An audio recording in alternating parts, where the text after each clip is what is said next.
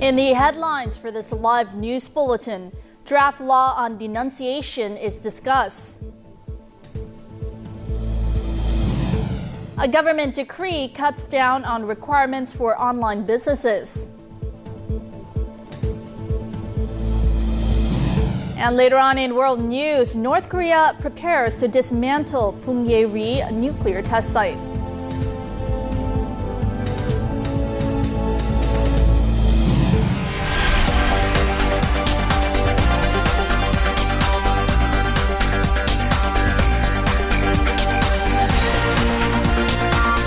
Broadcasting from Hanoi, the capital of Vietnam.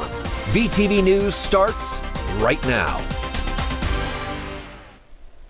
Hello there, you're tuning into the English News Bulletin at 3 p.m. local time live from Hanoi. I'm Tu Seung, and now we'll begin with the top news here in our bulletin. Governor General of Australia Peter Cosgrove and his wife touched down in Hanoi on Wednesday for a state visit and to celebrate 45 years of diplomatic relations between Vietnam and Australia. The visit is being made at the invitation of State President Trần Đại Quang. The official welcoming ceremony took place at the presidential palace this morning. The three-day visit follows the signing of a strategic partnership between the two countries back in March and will highlight the growing ties between the two countries, which are underpinned by strong cooperation in education, business and defense, the Australian embassy said in a statement in Hanoi. In 2017, Australia was Vietnam's 8th largest trade partner, while Vietnam was Australia's 14th largest. Bilateral trade increased by 22.7% from the previous year to stand at $6.45 billion in 2017. Now, this morning, the National Assembly had a plenary session to discuss the content on the draft law on denunciation. The two issues that received the most comments were the rules on denunciation and the mechanism for the protection of the denouncers. Regarding provisions for the different forms of denunciation, the majority of delegates agreed on accepting two forms, by letter or by direct denunciation. On the protection of the denouncers, several delegates suggested the further extension of the subject of protection to encourage people to exercise their right to denounce.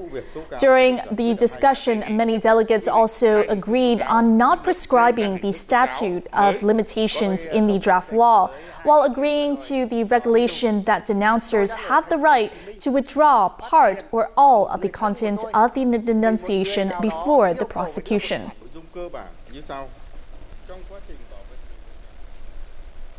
Investigators from the Ministry of Public Security are making an official inquiry into the Modern Tech cryptocurrency case.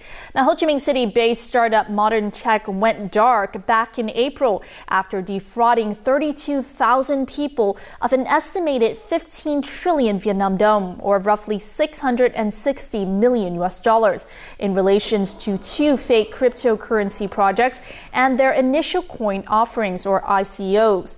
Now, Modern Tech had claimed to be an authorized Vietnamese representative of two cryptocurrencies, including iFan and Pincoin, and was responsible for conducting two ICOs on their behalf. The company promised investors an interest rate of 48% per month for their investment, with investment packages ranging from $100 to $100,000. They also flaunted commission fees of 0.1 to 8% for multi-level marketing. Investigators from the Ministry of Public Security have classified the operation as a Ponzi scheme and have launched a formal inquiry into the case.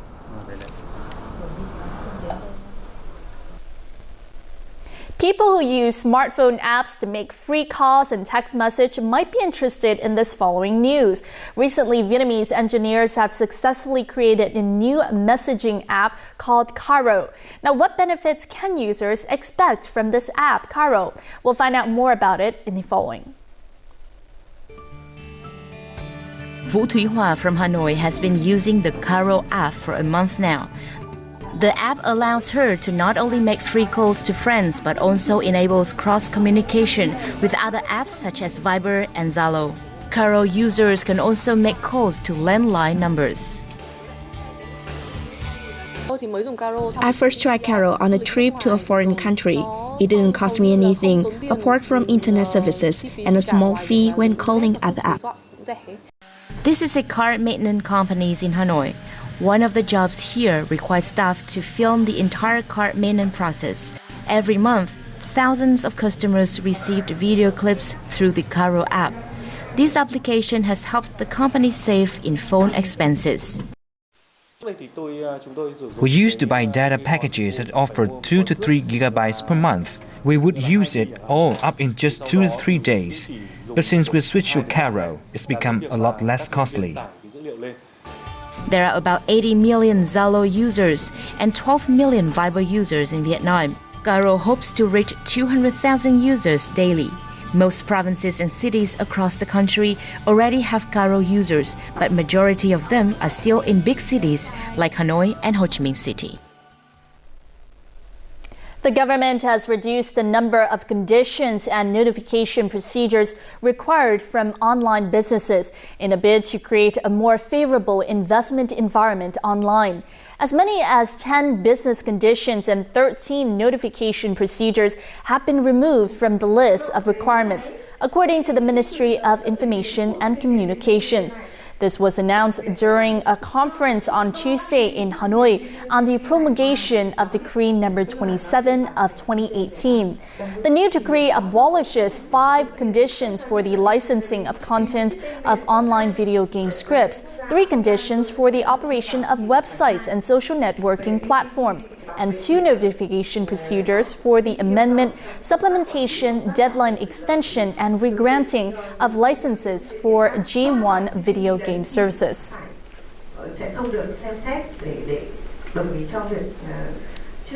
Here in Vietnam, the Mekong Delta region is a hotspot when it comes to landslides. Currently, there are over 560 areas totaling 800 kilometers that are at high risk of landslides in the region. The erosion of rivers, canals, and coastlines in most of the Mekong Delta directly is threatening, it is said, the livelihood and safety of many residential areas, rivers, and coastal infrastructure. On May 21st, 5 houses along the Omon River in Cần Thơ City were washed away, and 14 others partially collapsed when a landslide hit the Mekong Delta. Locals were able to rush out of their houses in time, so no cases of death or injuries were reported. My house completely collapsed. My wife's older sister has put us up. When the landslide started, I rushed out of my house as quickly as possible. Some of the local people have just started new jobs along the river. Their jobs involve finding things in the river and returning them to their owners. These belong to someone whose house collapsed, and the owners will have to pay to get their property back. Those whose houses were not damaged have received financial assistance from the local authorities and have moved to a safer place. We have provided $400 to $700 for each household, and we have asked for donations. People in this area have moved to safer places to stay with extended family. For those who couldn't find anywhere to stay, we have allowed them to stay at a local school. Ensuring people's safety is our first priority. I think the local authorities will be able to manage this. They have evacuated the local people to safer places and have carried out resettlement plans to ensure a source of livelihood for the locals for the long term. After the landslide, several experts from the Southern Institute of Water Resources Research were invited to investigate the costs and recommend solutions. Emergency solutions to deal with landslides in this region will be proposed in the next 2 days. We have created a landslide warning map for this area. With this map, authorities will be able to forecast possible landslides and carry out evacuations in a timely manner. However, the map hasn't been finished yet. We will send the map to the authorities after finishing it and give the local people guidelines so that they can avoid such incidents in the future. Prime Minister Nguyễn Xuân Phúc has met with the local authorities of 13 Mekong Delta provinces. To help the localities cope with riverbank erosions and coastal landslides, the Prime Minister decided to provide $700 million in aid from the state budget reserves and $36 million from the World Bank Fund, which is aimed to carry out climate change response projects in Mekong Delta localities. There are more than 120 families residing on Bay Island in An commune of Lisun district of Quang Ngai province. Since the implementation of a solar power project and the introduction of diesel engines in order to generate electricity on the island, local people here have been using electricity to run their own businesses, contributing to the development of the island's tourism scene. Mrs. Tang gets up early every day to prepare food for the tourists. Although she is very busy, she still loves her small business because she earns much more money this way compared to farming. Since electricity was brought to Bay Island, she has equipped her family with modern facilities to facilitate her business. Thanks to the electricity, I can store meat and other food in my refrigerator. I can also provide better homestay services for the tourists. The number of visitors here has been increasing. Because of the development of the local tourism, there have been more job opportunities for the islanders. Although they don't have much experience when it comes to tourism, tourists still find the local services to be very satisfying. Now that we have access to electricity, it's much easier to run our businesses. Since the introduction of the solar power plant and the diesel generators, residents in Lisun have had access to electricity 24 hours a day. In addition, the local water purification plant can now provide enough clean water for the locals and tourists. Bay Island is attracting more tourists because of the beauty of its nature, which has remained untouched by human activities. In the following, we'll take a look at your updated foreign exchange rates.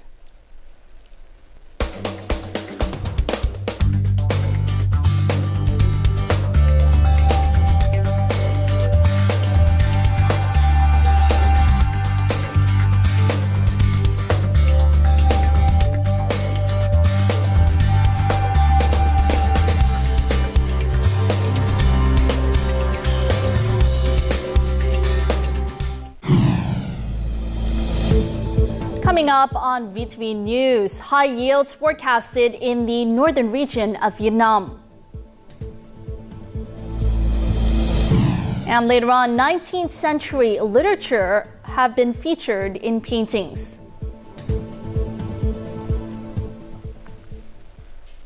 You're back here on our live edition of VTV News. This year, apart from Vĩnh Phúc, many other provinces have sent reports of potential high-yield crops. Although the northern region's rice cultivation area has decreased to just 1 million hectares, output has not dropped. It has been forecast that specialized agricultural areas will also yield positive results. For the past few days, the Ministry of Agriculture and Rural Development has been conducting field visits to several northern provinces of Vietnam. At this point, experts believe that more than 95% of the rice area in the northern region this year will yield good crops. Regarding pest and disease prevention, localities have been doing well, from forecast and detection to prevention. Second, we've also done well in changing the rice structure and moving away from low and medium quality varieties to high quality ones. Despite the good yields, the Department of Crop Production still recommends that farmers in the Red River Delta pay frequent visits to their fields because brown plant hoppers may still appear before harvest time. When the temperature difference between day and night is high, dewdrops appear on rice leaves. Coupled with high temperature, these dewdrops can cause rice blast disease. Southern provinces have harvested their winter-spring rice crop with an increased output of 1.1 million tons compared to 2017. The North Central region has just begun their harvest activities, with yields increasing by more than 2 quintals per hectare. Farmers in northern provinces also expecting higher growth, which means that their income will be better than previous harvests. It has been 5 months since Baksang province announced their objective to put lychees on the national product list by 2020. In order to achieve this goal, farmers have restructured their planting methods to enhance the quality of their products. They've also received support from the local authorities. Nguyễn Thị Thu has applied VTV standards to 60% of her lychee garden. Those fruits have much better quality and appearance. More traders have been coming to buy her lychees. Since I started planting lychees using VTV standards, the fruits have been looking much better and have been tasting sweeter. This is the first year Hoàng Thị Tuyết has used VTV standards to her garden. She stopped using plant protection products 20 days ago, and she expects to harvest 5 tons of lychees this season. Our products are so faster now that we are following VTV standards, and the prices seem to be more justified with a higher quality. Since 2017, Phúc Hòa commune has doubled its lychee planting areas to 200 hectares. The total production of the early season is expected to reach 7,000 tons. Nearly half of that was grown under VTV standards. The commune's People's Committee has promoted lychee trading by connecting farmers, wholesalers and export enterprises to markets in the north. We provide them with good logistics services and stores to help facilitate their business. Enterprises are ordering early season lychees from Phúc Hòa commune. For the upcoming season, the local authorities plan to use origin stamps for fruits that follow VTV standards in order to enhance the product's brand in the domestic and international market. The National Traffic Safety Committee, or NTSC, in collaboration with Honda Vietnam, will present 20,000 helmets to students across the country this year. The helmet presentation program was launched in the city of Hòa Bình by the NTSC on Wednesday. At the launching ceremony, 2,000 helmets were given to all students of the Hòa Bình Ethnic Boarding School and the Hòa Bình Industrial High School. As one of the activities being held in response to the Year of Traffic Safety 2018, themed Traffic Safety for Children, the program aims to raise awareness about the importance of helmet wearing among the public, especially students, in order to minimize deaths and injury caused by traffic accidents.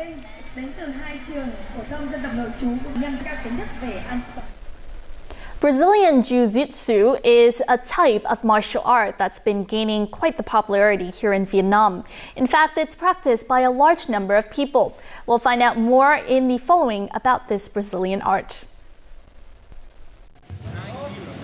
Brazilian Jiu-Jitsu is a martial art and combat sports system that focuses on grappling and ground fighting. Although the sport is relatively new in Vietnam, it has been attracting a lot of attention. This is a very suitable martial art for Vietnamese people because it mainly focuses on speed and endurance. It has grown widely in Ho Chi Minh City in Hanoi. Many Brazilian Jiu-Jitsu clubs have already started to open, and tournaments are attracting a large number of participants. The Vietnamese people have a good chance at specializing in Jiu-Jitsu and can even compete with strong international Jiu-Jitsu teams. Trần Văn Thao, a champion in the World Boxing Council Asia in the 52-kilogram class, regularly practices Brazilian Jiu-Jitsu. This sport is very good to me. It helps me control my temper and calms me down. Brazilian Jiu-Jitsu has gained a lot of attention from martial art practitioners and is expected to be quite popular in Vietnam. For the first time ever, the literary work entitled The Oration for 10 Types of Sentient Beings, written by renowned author Nguyễn Du, has been transformed into an artwork. An exhibition under the same name by artist Phạm Trần Vietnam is now open in Ho Chi Minh City. The artworks featured have been praised for their uniqueness in terms of the medium used and the messages that they convey.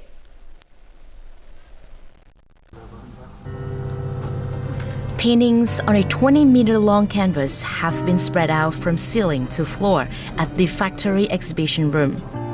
10 paintings on non-standard size canvases were created by local artist Phạm Trần Vietnam, who used his fingers and cotton swabs to paint. When hung in this manner, the artwork transformed the two-dimensional paintings into three-dimensional artworks. It took artist Phạm Trần Vietnam 8 years to finish his collection of large-scale paintings. I wanted to work with a canvas that was really big, so I went with the largest canvas size ever produced, 20 meters long. I want to depict life through my work. These days, things develop so quickly. Because of this, artists should also experiment with new and unexplored mediums. Inspired by the literature of acclaimed 19th century author Nguyễn Du, the title of the exhibition, The Oration of 10 Types of Sentient Beings, reflects Phạm Trần Vietnam's frustration with an unjust world where humans are trapped in a cycle of life and death. The moment I entered the exhibition, I suddenly felt like I was lost in a whole new world. I mean, it's so courageous from the artist. I was told that it took him more than 6 months to make one piece. This is very spectacular. While the scale of these large paintings may suggest a fascination with the world as a macro system of life, the artist actually wanted to focus on the more minute details of human emotion. Launched on May the 20th, the exhibition will run until July the 13th at the factory in Ho Chi Minh City.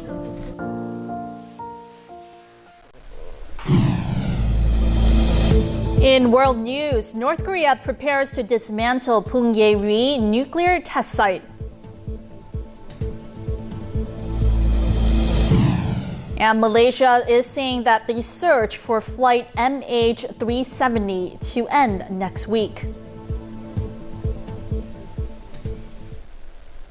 The reporters from the 5 countries of China, Russia, the United States, the United Kingdom, and South Korea will witness the dismantling of the Punggye-ri nuclear test site in North Korea during an estimated time period from Wednesday to Friday. The Punggye-ri test site, located beneath a mountain in the country's northeast region, hosted all 6 nuclear tests that Pyongyang has conducted, most recently in September of last year. On Wednesday afternoon, South Korean reporters arrived to visit the nuclear testing site as Pyongyang agreed to accept them after initially rejecting South Korean media from witnessing the dismantling amid renewed diplomatic uncertainty.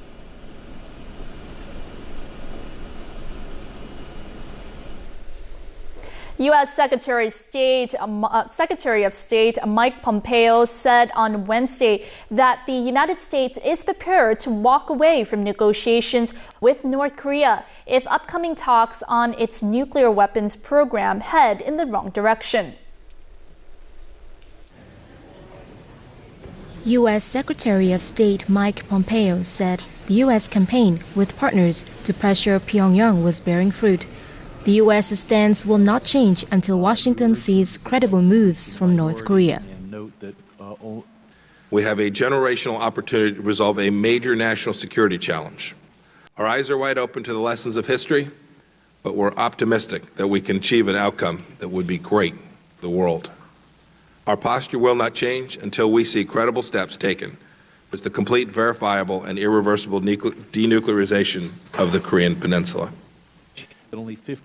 During questioning, Pompeo said the United States had no intention of making concessions to Pyongyang in talks between President Donald Trump and North Korean leader Kim Jong-un, scheduled for June 12 in Singapore. Earlier today, North Korea Vice Foreign Minister Cho Son-hui said in a statement that the fate of the summit, which will take place on June 12, is entirely up to the U.S. If the talks are cancelled, Cho suggested the 2 countries could engage in a nuclear-to-nuclear showdown. A private search by a U.S. firm for the ill-fated Malaysia Airlines flight MH370, which went missing back in 2014 in one of the world's biggest aviation mysteries, will end at the end of this month on May 29th. Malaysian Transport Minister Anthony Loke said on Wednesday. Malaysia had agreed in January to pay Houston-based Ocean Infinity up to $70 million if it found the plane during a 90-day search in the southern Indian Ocean. Ocean Infinity search vessel seabed constructor had finished scouring its targeted search area in April and had requested an extension until May 29th, Loki said. He also said the government would release a full report on the investigation into MH370's disappearance after the offshore search was completed, but had not yet determined a date for the report's release.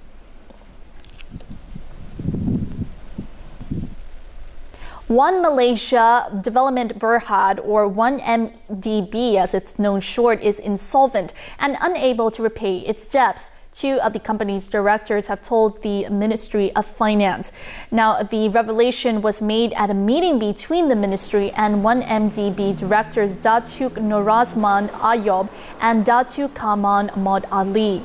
Kamal also called the $940 million worth of investment units held with Singapore's BSI Bank and $1.56 billion worth of overseas investment funds belonging to 1MDB Global Investments Limited as a quote, scams. 1MDB is an investment fund founded by former Malaysian Prime Minister Najib Razak in 2009 with the aim of serving socio-economic development. However, Najib is alleged to have been involved in losing billions of dollars in foreign transactions through the 1MDB. Najib and the 1MDB have repeatedly denied these allegations. In the next part of the bulletin, as always, is your updated weather forecasts.